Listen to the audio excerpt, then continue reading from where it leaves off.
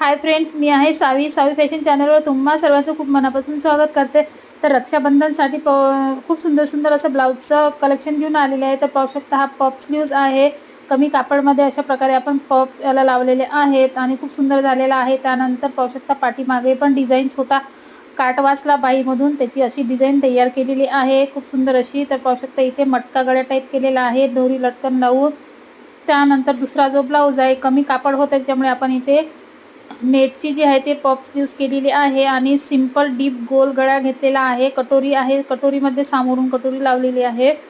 तर हा पण खूप सुंदर ब्लाउज तयार झालेला आहे। त्यानंतर जो तिसरा ब्लाउज आहे पूर्ण जरदोजी वर्क वाला।